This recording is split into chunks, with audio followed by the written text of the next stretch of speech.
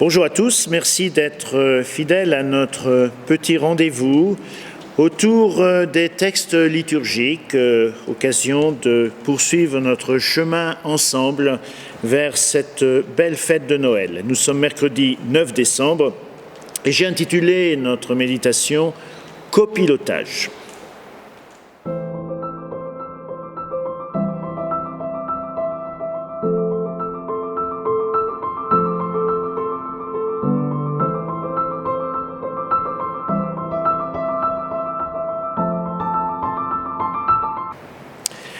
De l'Évangile de Jésus-Christ selon saint Matthieu.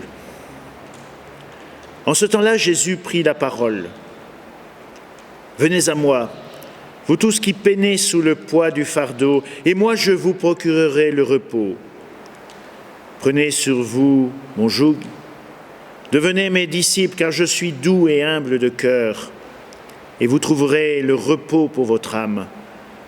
Oui, mon joug est facile à porter, et mon fardeau léger. » Copilotage. Prenez sur vous mon joug est facile à porter, mon fardeau léger.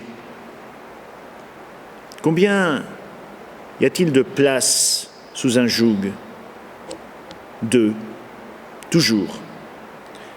Vous avez en mémoire que le joug, c'est cette grosse pièce de bois que l'on posait sur le cou des paires de bœufs pour les atteler, en les rendant frères.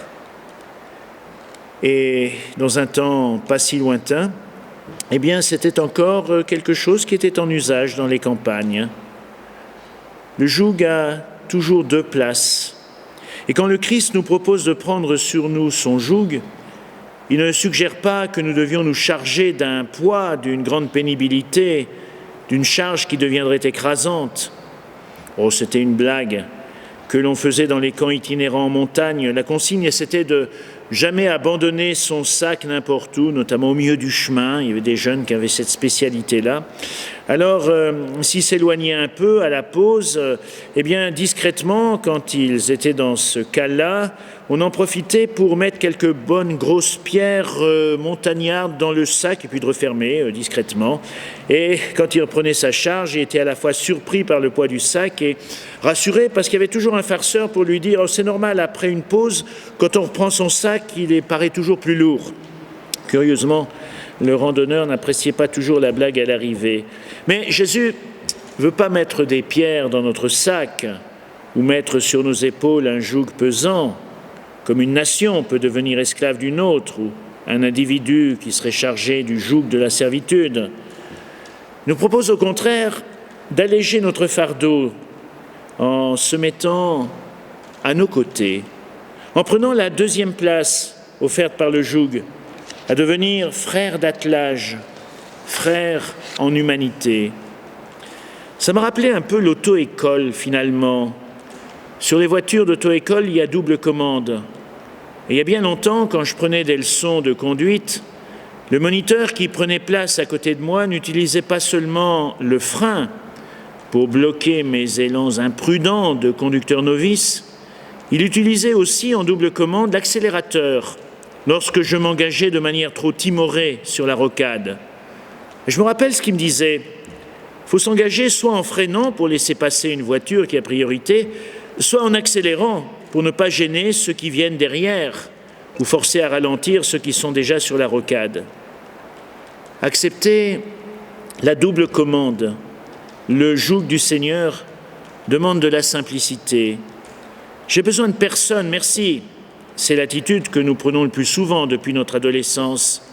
Nous revendiquons notre autonomie, notre liberté. Nous sommes fiers de pouvoir nous en tirer tout seuls sur le chemin de notre vie. Et comme nous sommes gentils, nous proposons volontiers notre aide aux autres. Mais il est très difficile d'accepter d'avoir besoin et de dépendre des autres. Nous sommes un peu comme ces enfants qui aiment rendre service, par exemple en portant quelque chose de très lourd, de trop lourd pour eux. Alors ils essayent, ils n'y arrivent pas, et ils disent « j'ai tout essayé, mais c'est trop lourd pour moi, j'ai tout essayé, je ne peux pas ». Et parfois, un des parents répond « Mais non, tu n'as pas tout essayé pour transporter cette chose très lourde. »« Si, maman, j'ai essayé tout, de même de la poser sur mon skate, de pousser, de tirer, de faire pivoter. » Non, tu n'as pas tout essayé, Tu as oublié quelque chose que tu aurais pu faire. Me demander de t'aider, tout simplement. N'ayons pas peur d'un pilotage en double commande. Le joug du Seigneur est libération. Ignace de Loyola le disait, « Aie confiance en Dieu comme si le succès de ton action dépendait tout entier de toi et pas du tout de Dieu. Mais dans un même temps, applique ton âme à tes actes comme si tu étais toi impuissant et que Dieu devait tout faire. » Alors reprenons, puisque nous en parlons, la prière de saint Ignace de Loyola dans Contemplatio ad Amorem. Prends, Seigneur, et reçois toute ma liberté, ma mémoire, mon intelligence et toute ma volonté, tout ce que j'ai et tout ce que je possède. Tu me l'as donné, à toi, Seigneur, je le rends. Tout est à toi, disposant selon ton entière volonté. Donne-moi ton amour et ta grâce, c'est assez pour moi.